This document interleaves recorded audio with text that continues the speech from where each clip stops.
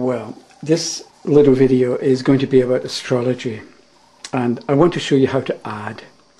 And I'm talking about simple addition, like 1 and 1 is 2, rather than showing you calculus or trigonometry or some kind of advanced mathematical technique. So, we already know something about planet signs, houses and aspects. And I'm going to show you how you can make what you know work, so that you use what you already know so you can understand a chart as easily as you can read a chapter in a book. Okay, that's the basic idea for this little video, and continuing on from here. I need to talk first a little bit, and then there'll be some diagrams. So I want to make the point, or to remind you, that you know a lot more than you realize. And so you can actually be confident and excited with your astrology, which is sort of like a never-ending voyage of discovery. And I'll show you what I mean by that later as well.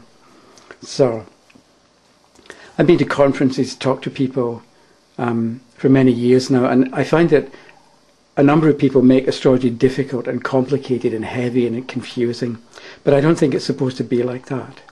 And I mentioned in the course about a boy. He was 9 or 10 years of age, and someone was doing an astrology class with his grade 4, grade 5 school children, and this little boy's parents weren't getting along with each other, and as children do, he was blaming himself. So the person who was doing the talk on astrology mentioned that Leo is a lion, and that Pisces is 2 fish swimming in opposite directions. So this little boy, when he realized that his mother was a Leo and his father was a Piscean, he understood their relationship differently, and he relaxed because he knew he was young enough, he was old enough to understand lions and fish don't really get along or relate to each other easily, or maybe in the beginning.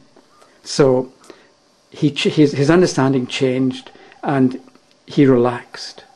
So some of you may be thinking this isn't saying much, but the point is, it made a lot of sense to this young boy, and it made a huge difference in the life of just this one person.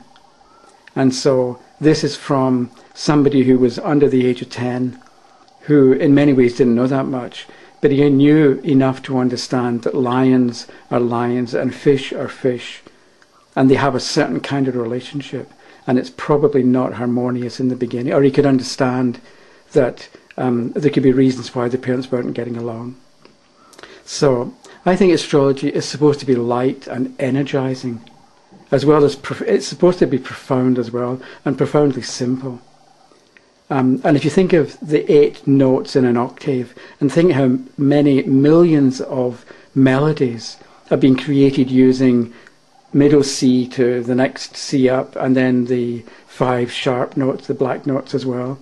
You know what I mean? You've got huge number of possibilities and interconnections and melodies. And that's just from 8 white notes and 5 black ones. Whereas in astrology we've got planets, signs, houses, aspects. We've got an awful lot more to be going on with. So it can be simple, but it can be profound at the same time. And one last point I'd like to make is that light can also mean illumination. I think astrology should be light, and light can mean illumination. And so I think astrology can throw light on any problem. And it's also meant to be easy, I think. Okay, so I want to look at 2 natal charts. These are people I know. I think we're only going to look at 1 at the moment. I think I want to keep this short rather than go on for hours. So there are 2 people. Both of them have Virgo rising. Even they were born in different years, they're different sun signs and so on. But they have one thing in common, and that is they both have Virgo rising. Although one has 11 or 12 degrees, the other is 22. And I'd like to look at 22 degrees of Virgo rising. And this is the self. And this fellow's name, we'll call him George. Okay, so George has 22 Virgo rising. Virgo in the house of self. Virgo is I analyze, right? So he's in life to analyze himself. He's not in life to analyze his children, or to analyze philosophy, or to analyze his friends and his hopes and aspirations. Okay, so this again may not be saying may seem to be saying very little, but the thing is, it's true for George. And if he uses this as a guide, it's going to be very valuable to him. So he's in life to analyze himself. Okay?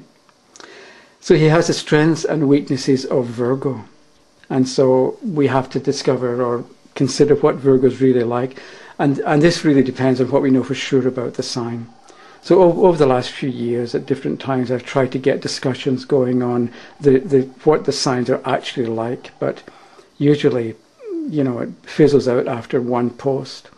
Although I live in hope, and maybe something will come of it one of these days. So instead of looking at Virgo and coming up with several paragraphs of information about Virgo, let's take one word and say Virgo is the teacher. Okay, I'm talking about simple addition here rather than thermonuclear physics, whatever, something like that. And so I want to keep it simple. So this fellow is the teacher. And maybe that means that he has to teach himself. It also can mean, if you think of teachers, that he has some body of information that he wants to pass on to other people. So he can be helpful. Or maybe if you think of some teachers that he's a control freak and he wants just to enforce the rules, no matter how stupid or nonsensical the rules might be. The point for him may be it's a rule, therefore it has to be obeyed. So, opposite Virgo is Pisces. So 22 Virgo here, 22 Pisces here. And so this is the house of the first is the house of the self, this is others. The other people in our life. And so George has Piscean other people in his life. And the key word for Pisces is I believe.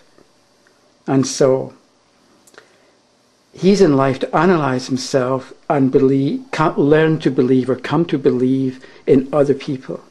The more he believes in other people, the better able he is to analyze himself. So Pisces in the 7th can mean that it takes time to, maybe he needs to learn to trust other people. He has to learn to believe in them. Maybe he is subject to disappointments early on. We can say that about anyone. But with George, he's analysing himself and learning to believe in other people. And this is his path. It's not mine, and it's probably not yours.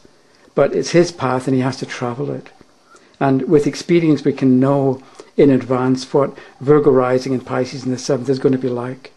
And when you understand Virgo rising for one person, you're going to understand what it's like for others. Although there will, of course, be differences depending on where Mercury is and where, let's say, where Jupiter is ruling Virgo and Pisces. And then you've got the decanate rulers as well.